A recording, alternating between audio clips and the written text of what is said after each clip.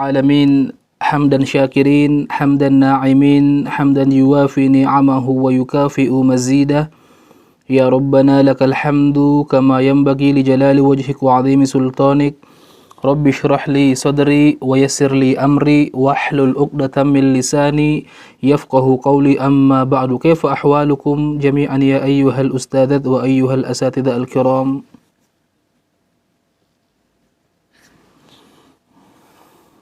Alhamdulillah.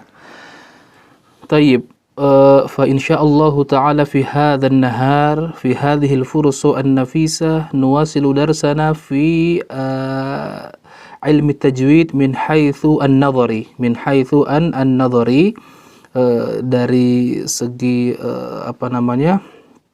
materi atau teori yang sudah kita tentukan bahwa yang selayaknya untuk ikhwan kita sudah sepakat waktu kita rubah jadi pagi hari jam 5:30 sampai jam 7, namun karena tadi ada beberapa hal saya tidak bisa memulai yang khusus untuk hari ini.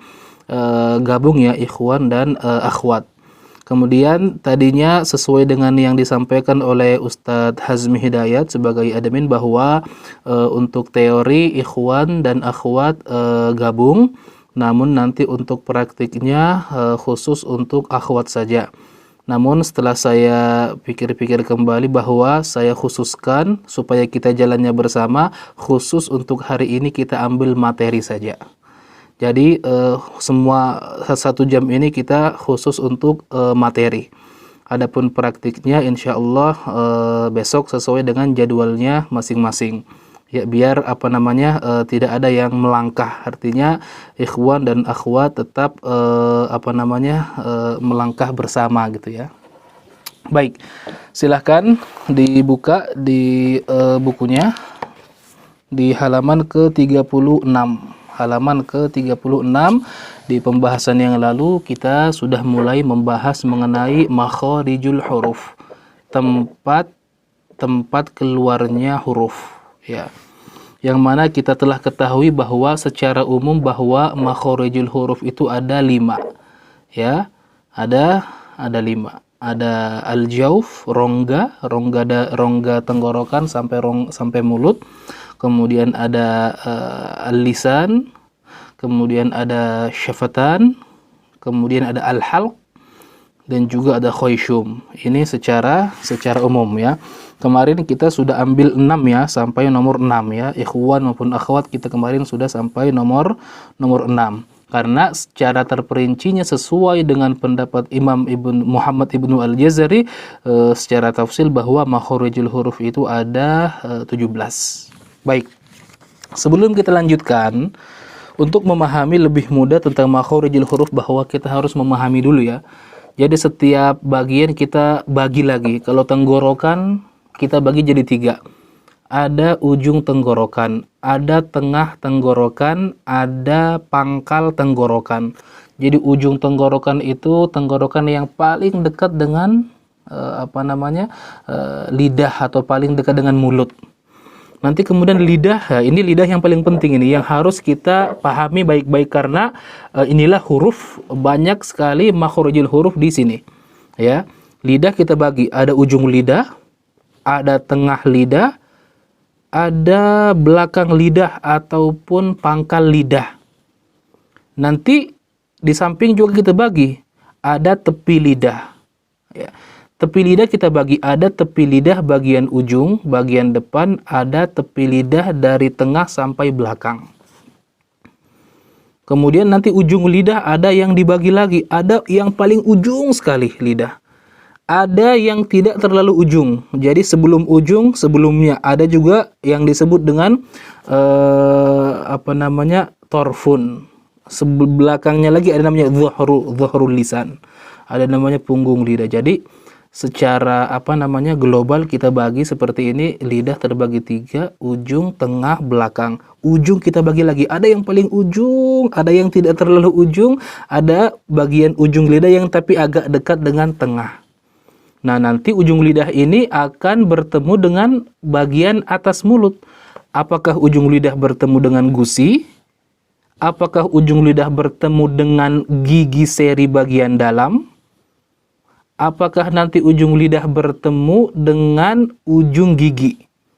Jadi ujung gigi yang bagian beda antara pangkal gigi dan ujung gigi. Kalau pangkal gigi itu ya tempat tumbuhnya gigi.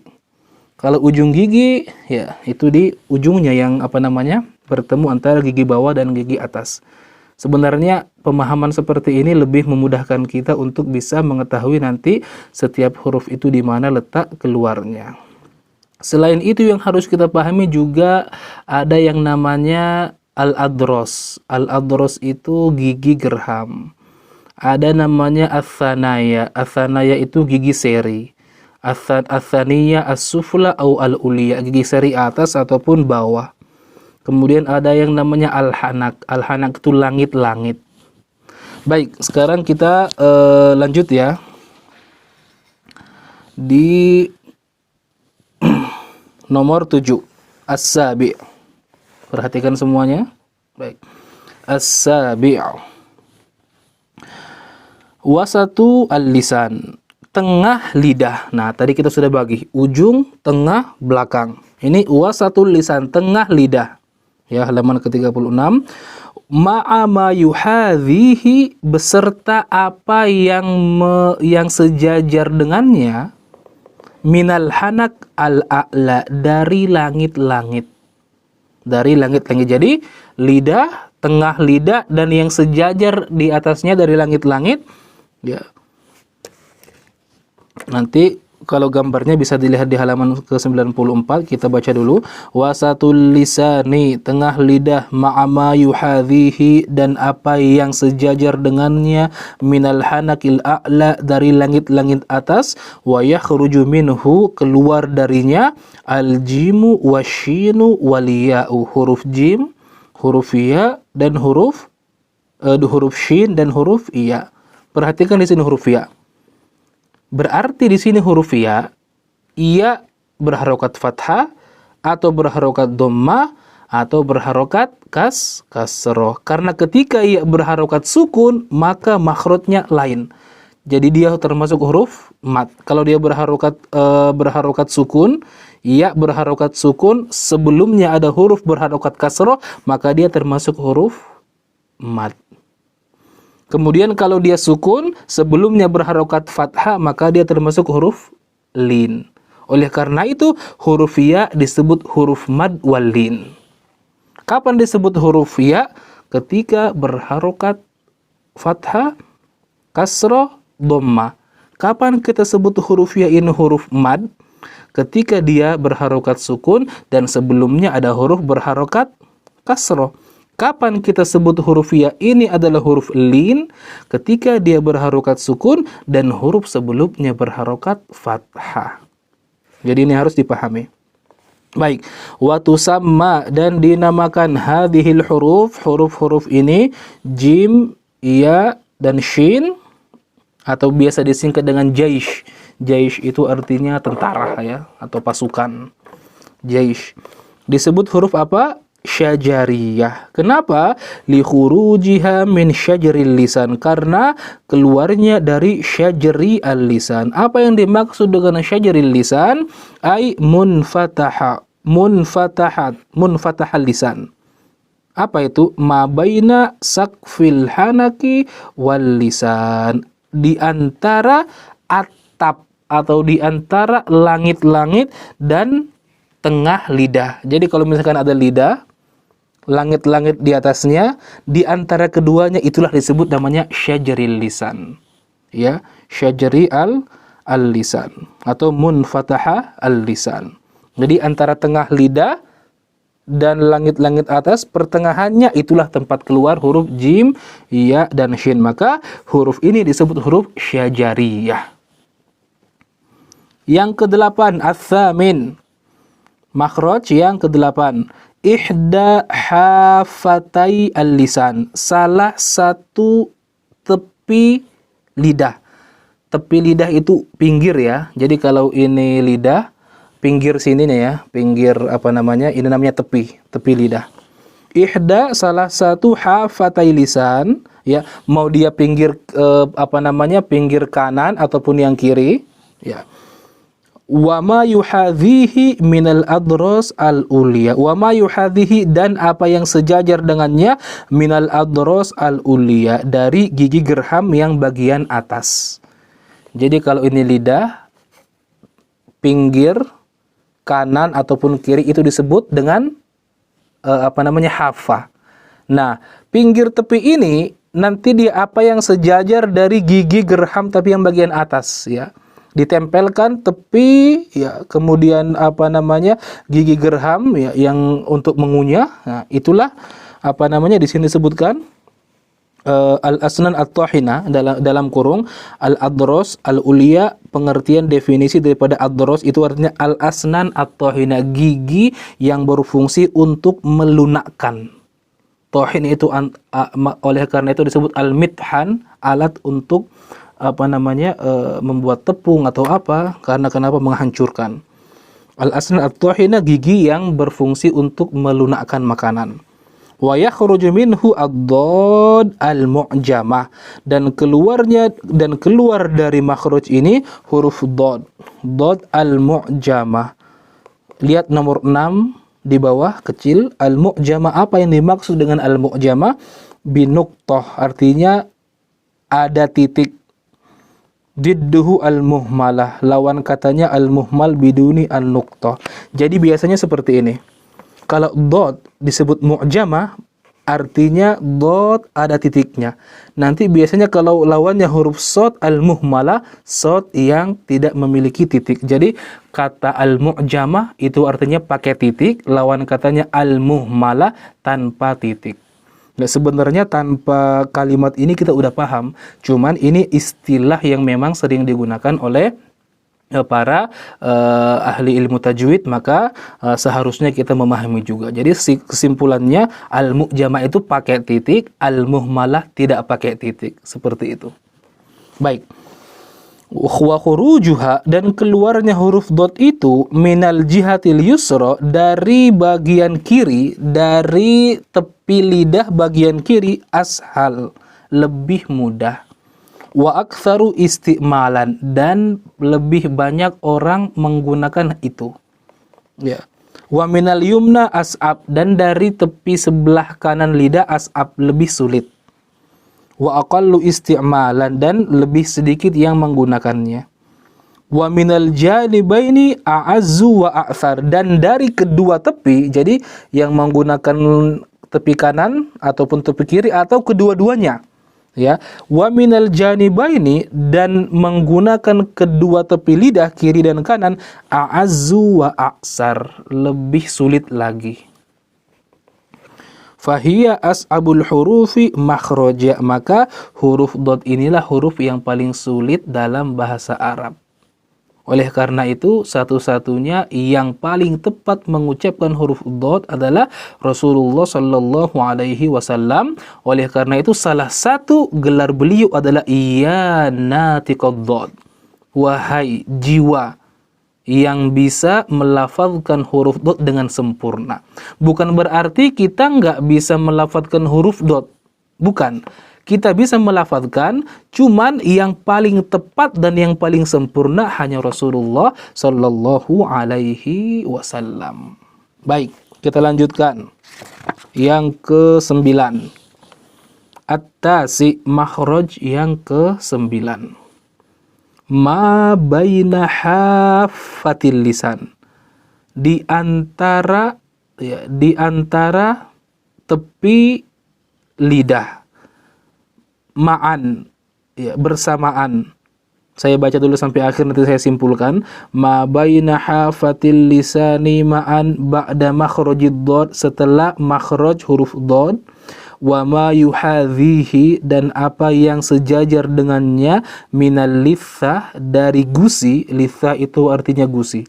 Saya sebutkan di sini ai lahmatul asnan, daging yang ada di gigi, artinya tempat tumbuhnya gigi. Al-ulya, dan bagian atas, ya. Perhatikan di sini. Kita sudah tahu tadi makhraj huruf dad, ya, ini lisan. Di pinggirnya ada tepi. Tepi inilah tempat keluarnya huruf dad. Nah, Tepi lidah kita bagi dua. Ada tepi lidah yang tengah sampai belakang, ada tepi lidah yang agak ujung. Nah, yang tepi lidah bagian ujung dan ketika ini nempel ke gusi, itulah makhraj huruf apa di sini? Huruf lam. Ya. Wakila khurujuha minal hafa al-yumna amkan aksaddot. Dan ada yang mengatakan keluarnya makhraj huruf lam ini dari sisi lidah, dari tepi ujung lidah sebelah kanan itu lebih mudah kebalikan huruf dot. Jadi kesimpulannya seperti ini ya. Simpelnya. Tepi lidah kita bagi dua. Tepi itu samping. Kita bagi dua. Ada tepi yang dari tengah sampai belakang itu makhraj huruf dot. Ya. Ada tepi lidah yang agak di ujung. Nah, itulah makhraj huruf lam. Jadi tepi lidah di ujung, ya. Kemudian tepi lidah ini nempel ke gusi bagian atas yang sejajar dengannya. Maka itulah makhraj huruf lam. La. Kita rasa-rasa aja ya. Nempel enggak tepi lidah kita ke gigi geraham?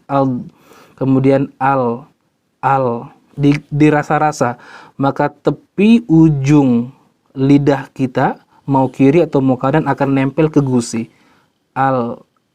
Jadi kalau mau tahu caranya sakinhu au syaddidhu, maka sukunkanlah huruf itu ya. Kemudian al. Baik. Itu yang ke-9. Kemudian yang ke-10. Al-ashir. Tempat keluar yang ke-10, makhraj yang ke-10. Torful lisan, ujung lidah. Kita tadi sudah bagi ya, ada ujung lidah, ada tengah lidah, ada pangkal lidah.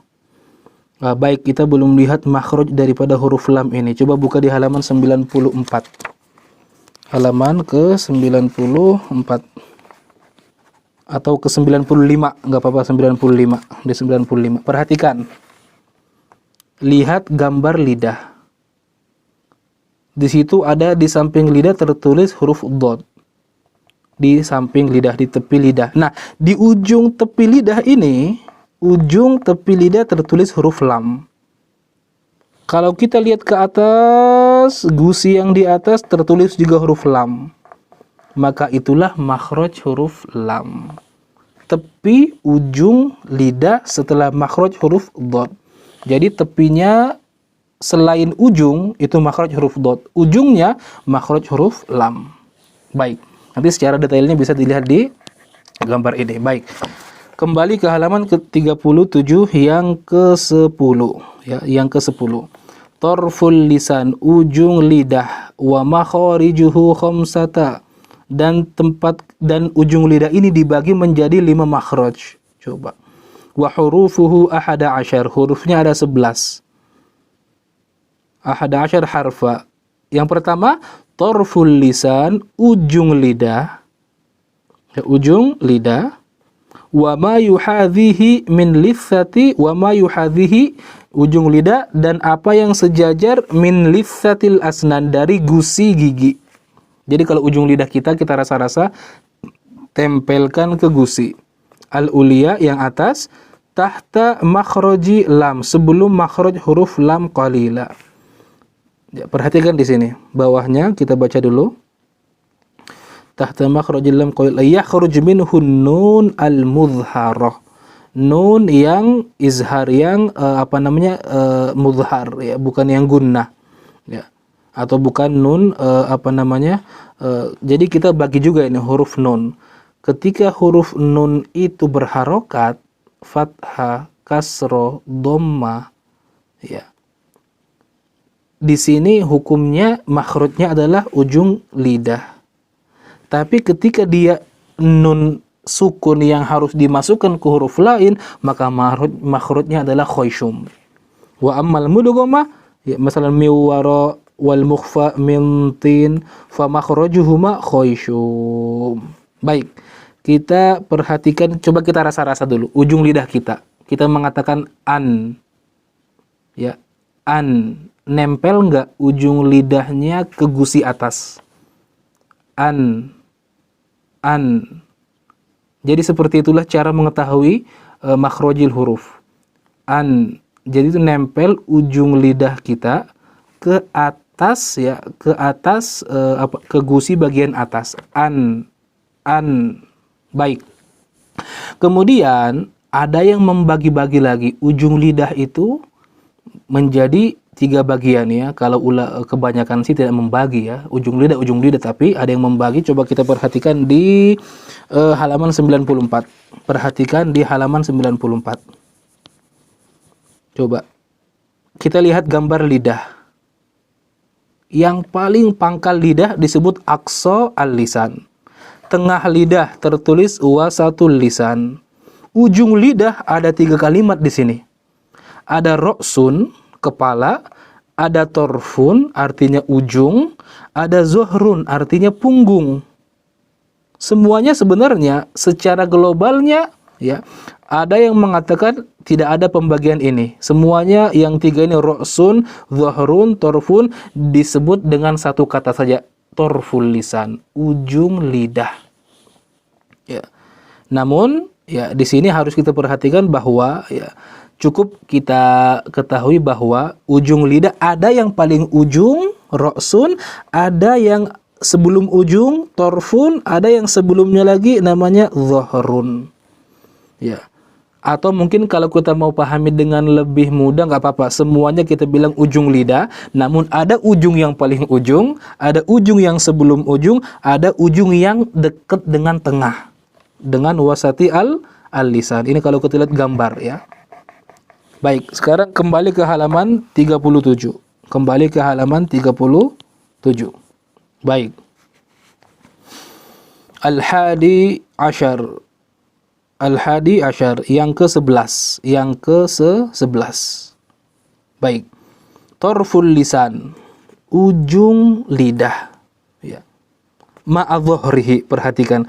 Ujung lidah dan punggung lidah. Ya, torful lisan ma'adzuhrihi mimma yali ra'sihi, setelah kepala lidah. Memang kalau kita artikan secara bahasa kita akan pusing ini ya. Ujung lidah beserta punggung lidah yang terletak setelah kepala lidah. Kita perhatikan, coba kita lihat di halaman 94 lagi. 94. Kalau kita lihat, maka yang dimaksudkan di sini adalah ujung lidah tapi bukan yang paling ujung. Ya. Di situ ada torfun, di situ ada zuhrun. Daerah inilah yang dimaksud. Sebelum ujung gitu ya, sebelum ujung. Memang kalau diartikan di sini kita agak ribet ya. Torful lisan ma'adzuhrihi mimma yali ra'sihi. Bahasa simpelnya sebelum ujung lidah. Gitu ya. Sebelum ujung lidah. Baik.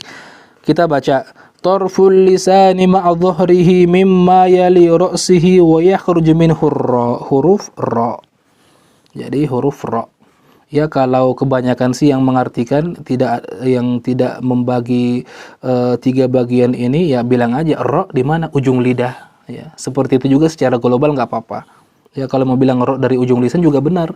Tapi kalau mau lebih spesifik lagi, ujung tapi bukan yang paling ujung. Ya, baik. Wa yakhruju minhu ra wa hiya adkhal ila dhuhri al-lisan, dan dia lebih cenderung masuk ke dalam. Ya, lebih cenderung ke dhuhrul lisan, punggung lidah.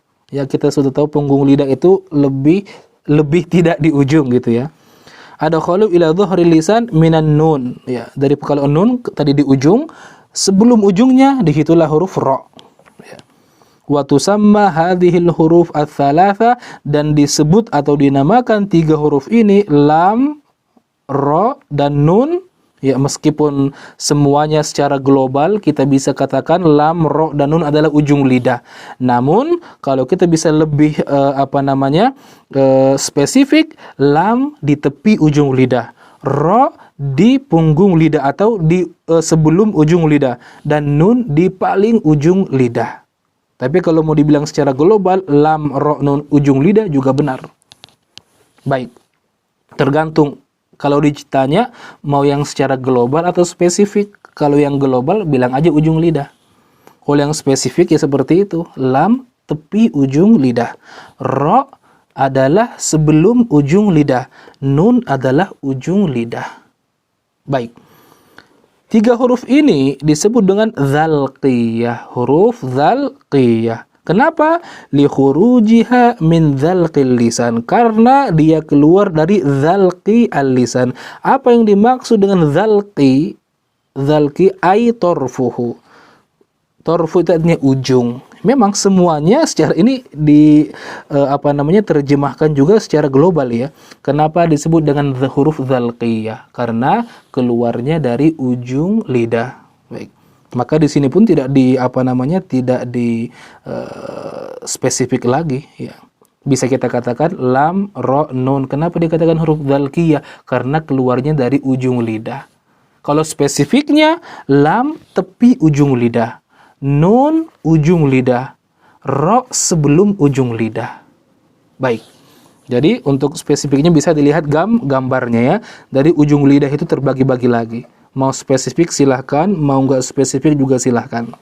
Sesuai dengan keadaan dan kebutuhan, lihat. Kalau misalkan kita berbicara dengan anak-anak kecil, murid kita kecil, kita nggak usah spesifik seperti ini. Ujung lidah dekat ini nggak usah, bilang aja ujung lidah. Tapi kalau mungkin kita mengajarkan kepada yang menurut kita ini butuh tafsil karena dia mutakhassis, jelaskan seperti ini. Kalau orang-orang awam secara umum nggak usah dispesifik seperti ini, cukup katakan ujung lidah saja. Baik, yang ke-12. Makhraj yang ke-12. Dhahru ra'sul lisan. Perhatikan.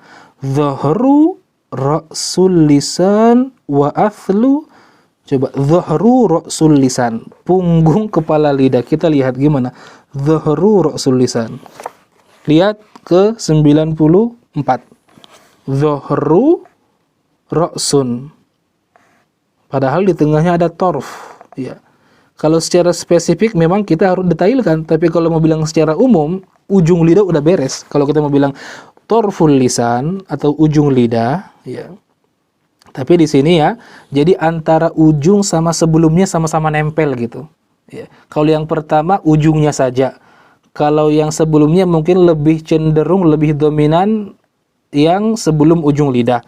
Kalau mungkin ini ujung dan sebelum ujung sama-sama nempel. Ya.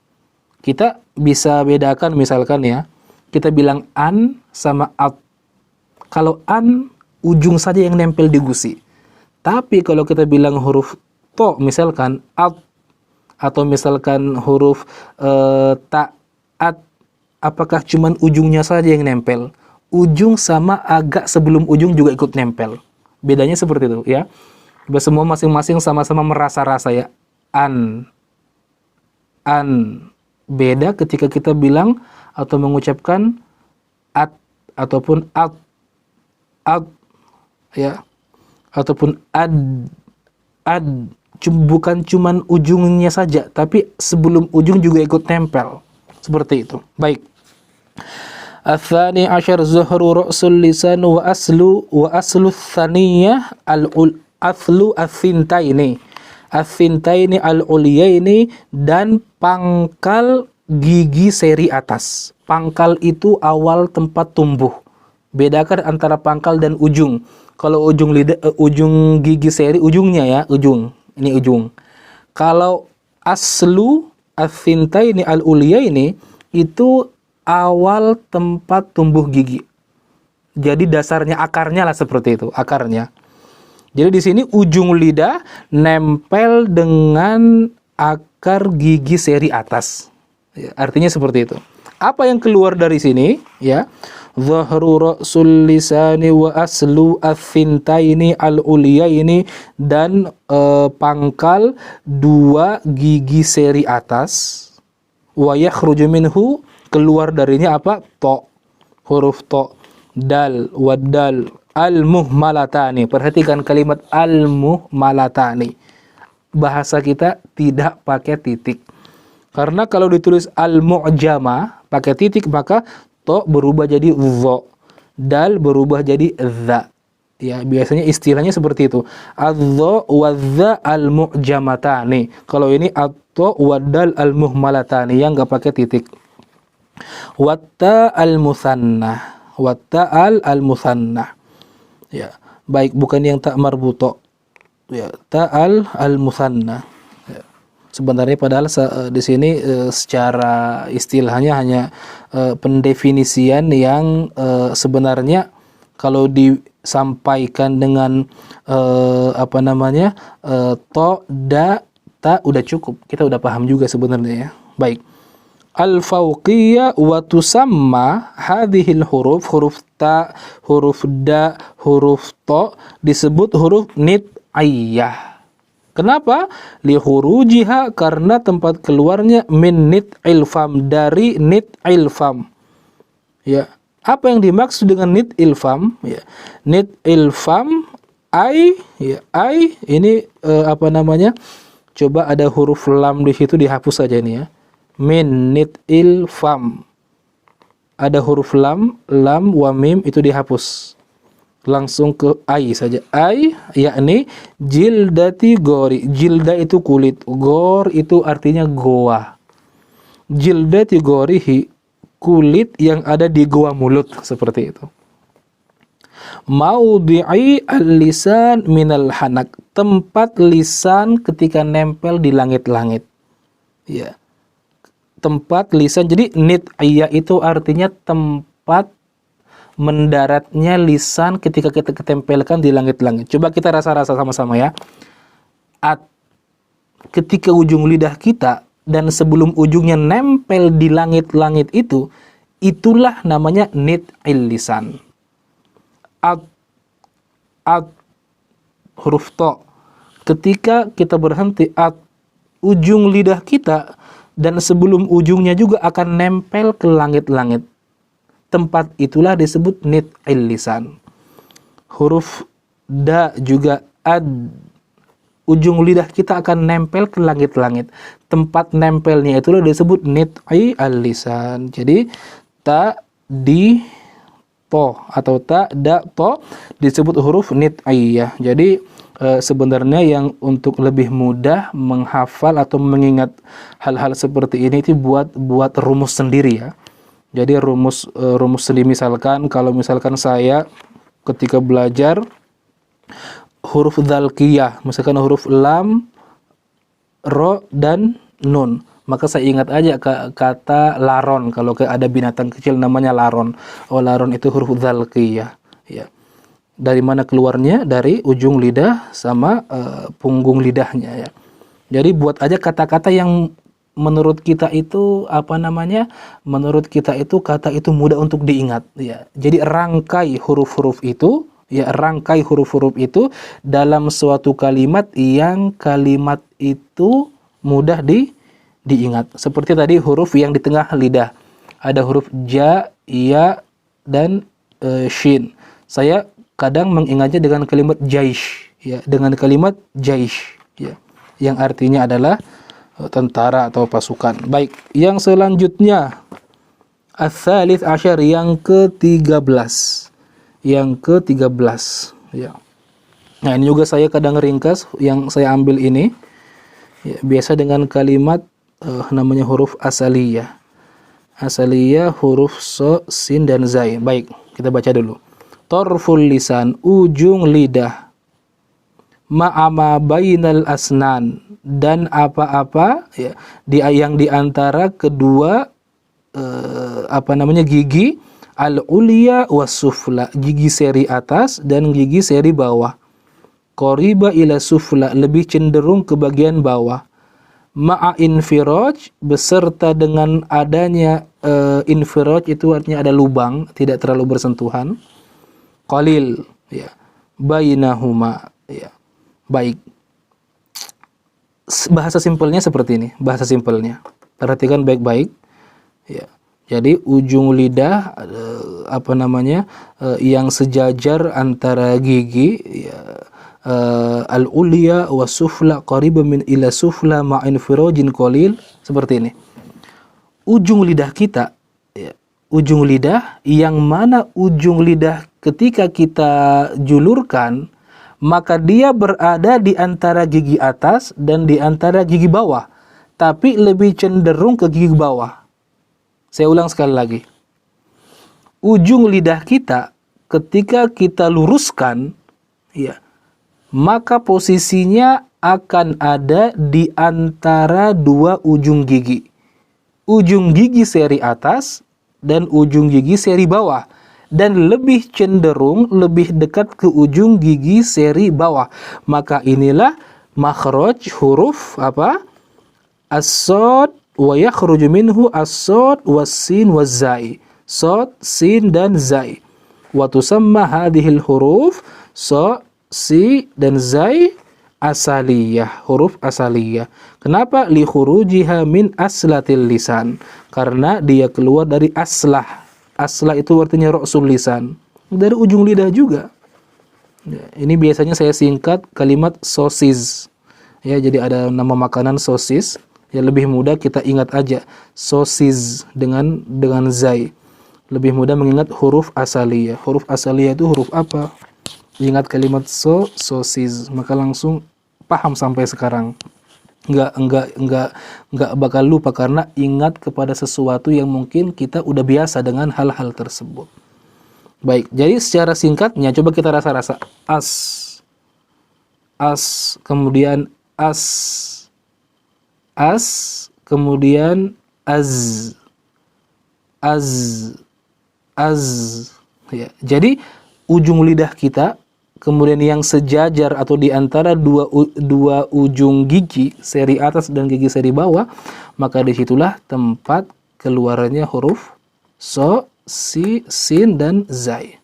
Baik, mungkin kalau kita tidak bisa memahami secara detail, yang penting tahu gimana prakteknya ya. Az, kemudian as. Jadi tidak, mulut jangan ditutup total, hanya sedikit saja yang dibuka. Nggak bisa kita bilang as, nggak bisa az, juga kemudian as. Baik, selanjutnya ar-rabi asyar, yang ke-14.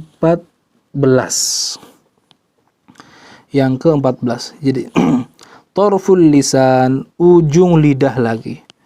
Ma'a atrofis tsanaya al-ulya, dan ujung gigi seri atas. Dan ujung gigi seri atas. Jadi ujung lidah nempel di ujung gigi. Kalau tadi nempel di pangkal gigi. Bedakan antara pangkal dan ujung. Kalau pangkal itu ketika dia tempat tumbuh, kalau ujung ya ujung gigi. Jadi ujung gigi tempelkan ke ujung lidah, tempelkan ke ujung gigi. Maka di sini tempat keluarnya huruf dha, za dan sa. Coba kita rasa-rasa sendiri. Al, maka ujung lidah kita akan nempel ke ujung gigi atas. Az, kemudian af. Oleh karena itu saya sering katakan bahwa huruf za dan huruf dha itu sama. Bedanya huruf za itu a, huruf dha itu o. Karena makhrajnya dia sama, ya. Az. Kalau dha az, cenderungkan saja ke huruf o. Kenapa? Karena memang makhrajnya sama. Dan az, dan al, itu makhrajnya sama. Dan ketiga huruf ini disebut dengan huruf lisawiyah. Kenapa? Li khurujiha, karena dia keluar min qurbil lithah, dekat daripada lithah. Lithah juga artinya gusi. Ma haulal asnan minal lahmi.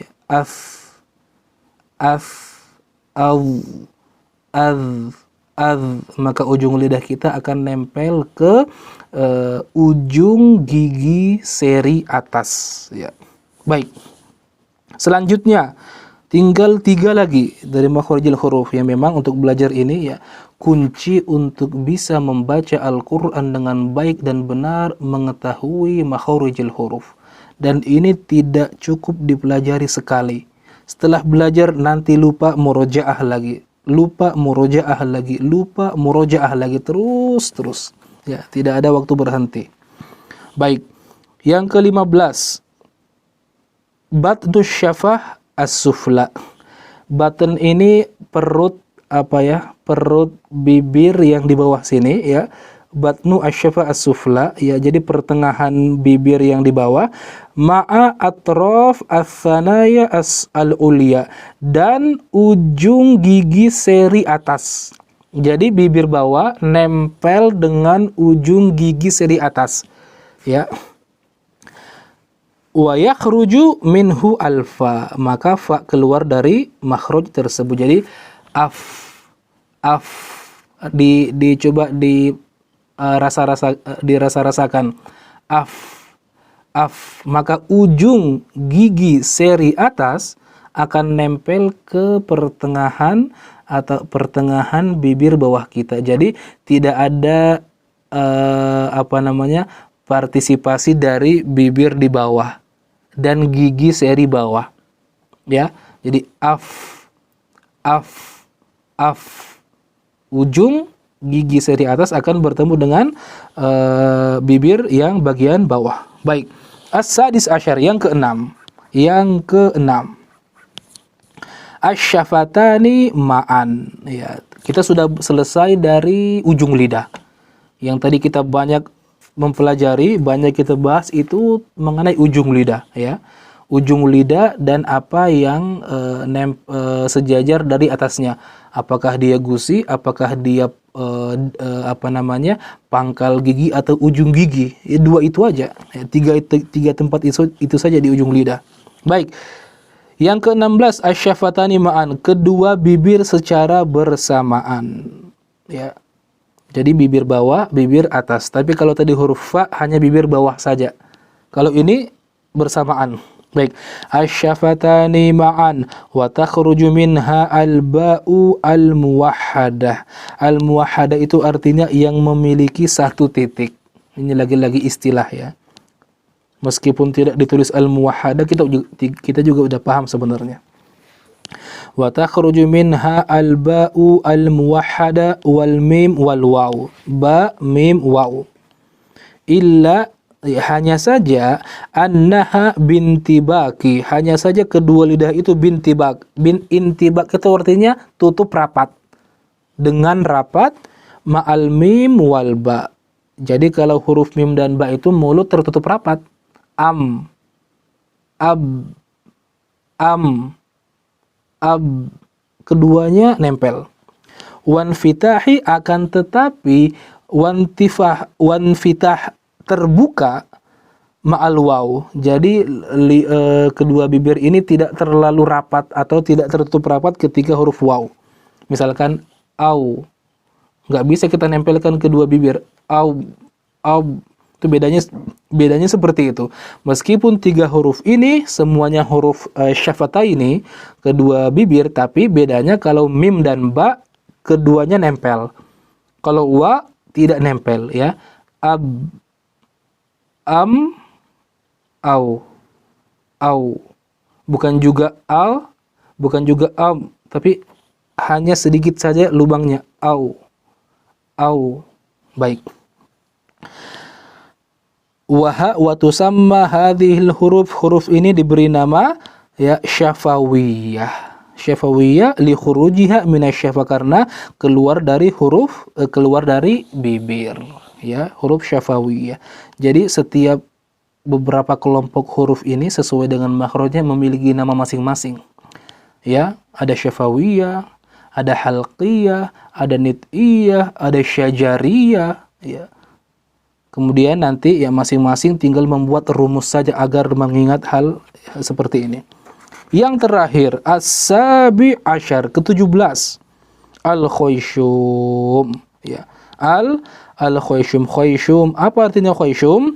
Al-khayshum, kita lihat gambarnya dulu halaman 94. Halaman 94. Lihat gambarnya dulu. Ya. Al-khayshum, lihat hidung ya. Di situ adalah tulisannya letak di hidung. Ya. Baik. Oh iya, baiknya tadi kita jelaskan dulu ya tempat-tempat thanaya as-sufla wa thanaya al-ula, tapi enggak apa-apa, kita selesaikan dulu ini. Kembali ke halaman ke-38. Al-khayshum wa huwa al-anfu, dia adalah hidung. Wa yakhruju minhu al-gunnah, dan keluar darinya gunnah. Jadi kita bingung, gunnah ini sebenarnya apa sih? Huruf atau apa? Jadi ada yang mengatakan gunnah itu sifat.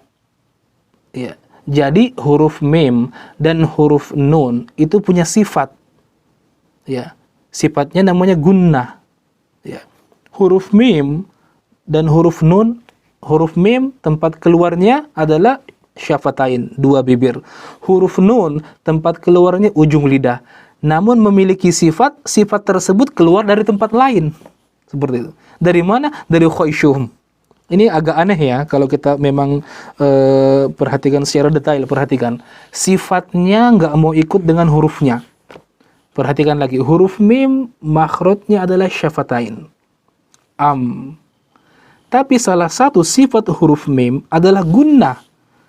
Dan sifat ini nggak mau keluar dari makhraj huruf mim, melainkan dari tempat keluar lain yang dinamakan dengan khayshum. Kita baca, wa yakhruju minhu al-gunna. Apa yang dimaksud dengan gunna? Sautun, suara yajri yang ada fil khayshum di hidung. Wa yakunu, dan dia adalah tabi'an lil mim, huruf yang selalu melekat di huruf mim, wan nun, dan huruf nun. Jadi gunnah adalah sifat yang tidak bisa dipisah dari dua huruf. Huruf mim dan huruf nun. Baik. Wan nunu aghannu minal mim. Dan nun itu lebih gunnah. Jadi ada istilah juga lebih gunnah. Artinya gunnahnya lebih tebal, lebih dahsyat daripada huruf mim. Wa makhrajul khayshum, dan tempat keluar khayshum, takhruju minhu sifatun harfiyun, harfai ini takhruju minhu sifatu harfai, ya harfai, keluar darinya sifat yang dimiliki oleh dua huruf. Apa itu? An-nun wal mim. Ya, al-nun wal mim, gunnatuhuma. Takhrujul mim, coba perhatikan dua baris di bawah. Takhrujul mim minasyafataini. Huruf mim keluar dari bibir. Wa gunnatuha minal khayshum. Tapi gunnahnya, sifat huruf mim itu keluarnya bukan dari syafatain, tapi minal khayshum, dari khayshum. Sama juga, wan nunu takhruj min tarfil lisan. Huruf nun itu keluar dari ujung lidah. Wa gunnatuha, tapi gunnahnya takhruju minal khayshum, keluar dari hidung. Wallahu a'lam. Jadi kesimpulannya untuk yang terakhir ini bahwa huruf mim dan huruf nun punya satu sifat yang namanya gunnah. Huruf mim keluarnya dari dua bibir, tapi sifatnya tidak mau keluar dari dua bibir, tapi keluar dari makhraj lain yang disebut dengan khayshum. Juga huruf nun, tempat keluarnya ujung lidah, tapi sifatnya keluar dari makhraj lain, yaitu dari khayshum. Ya. Baik. Sekarang kita perhatikan di halaman 94. Kita perhatikan gambar. Halaman ke-94. Kita perkenalan dengan gambar di sini. Kita ambil dulu dari ujung kiri. Ya, pertama ada jauf, ya, jauf. Al-jaufu, jadi ada rongga tengah dari tenggorokan sampai mulut, ya, ini namanya jauf. Yang mana disinilah tempat keluarnya huruf mad, ya, huruf waw yang berharokat sukun atau a, wa, ya. Baik. Di atasnya ada tenggorokan. Perhatikan di tenggorokan. Tenggorokan ada 3. Yang pertama ada aqsa al-halqi, tenggorokan yang paling dalam atau disebut pangkal tenggorokan. Ada wasatul lisan, ada tengah tenggorokan. Ada adna al-halqi, ada yang paling dekat, tenggorokan yang paling dekat. Tenggorokan yang paling dekatnya paling dekat dengan mulut atau dengan lisan.